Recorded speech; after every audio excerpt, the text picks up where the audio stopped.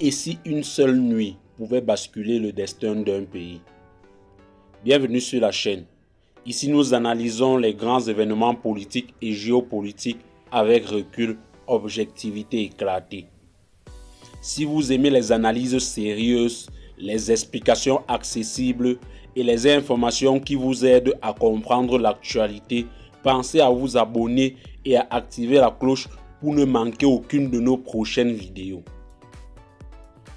Aujourd'hui, nous revenons sur les informations évoquant un coup d'État déjoué au Burkina Faso et sur la manière dont le président de transition Ibrahim Traoré a traversé cette nouvelle épreuve.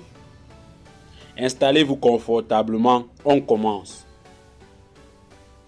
Depuis plusieurs années, le Burkina Faso traverse une période particulièrement complexe. Le pays est confronté à des défis sécuritaires majeurs, à des tensions politiques et à une forte attente de la population concernant le rétablissement de la stabilité.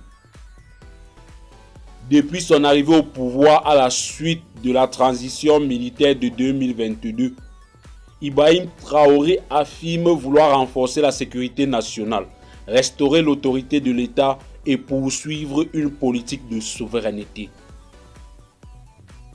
Dans ce contexte déjà tendu, toute rumeur ou annonce concernant une tentative de déstabilisation suscite immédiatement une très forte attention, aussi bien dans le pays qu'à l'international. Selon les autorités burkinabées, une tentative visant à déstabiliser les institutions aurait été détectée puis neutralisée par les services de sécurité. Les responsables gouvernementaux ont indiqué que les mesures avaient été prises rapidement afin d'éviter toute escalade.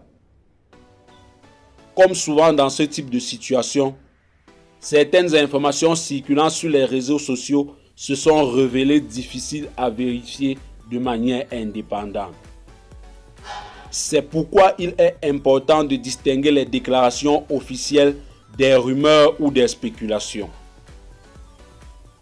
À ce stade, plusieurs éléments restent sujets à confirmation par des sources fiables et indépendantes. Quelles que soient les interprétations politiques, un constat revient souvent chez de nombreux observateurs.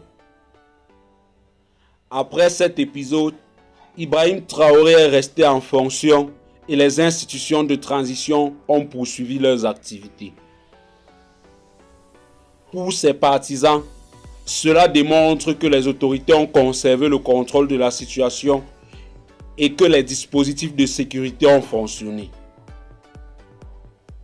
Pour d'autres analystes, cet événement rappelle surtout que le Burkina Faso demeure confronté à un environnement politique fragile où la vigilance reste de mise. Dans tous les cas, cette séquence montre que la stabilité institutionnelle demeure un enjeu central pour le pays. À l'intérieur du Burkina Faso, les réactions sont diverses. Certains citoyens expriment leur soutien aux autorités de transition, estimant que la priorité reste la lutte contre l'insécurité. D'autres appellent à davantage de transparence concernant les événements et souhaitent que toute la lumière soit faite sur les circonstances exactes. Au niveau international, plusieurs partenaires suivent attentivement l'évolution de la situation, rappelant l'importance de préserver la stabilité et le dialogue. La véritable question est désormais la suivante.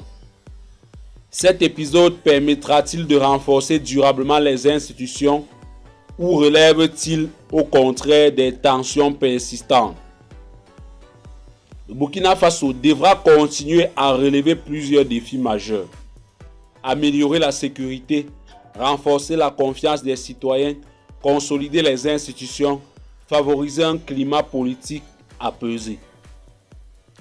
Les prochains mois seront probablement déterminants pour mesurer l'impact réel de cette séquence sur l'avenir du pays. Une chose est certaine, Chaque événement de ce type rappelle combien la stabilité politique reste essentielle pour le développement d'un État. Au-delà des débats et des opinions, il est toujours préférable de s'appuyer sur des informations vérifiées et de garder un regard critique face aux nombreuses rumeurs qui circulent en ligne. Et vous, quel est votre point de vue sur cette situation?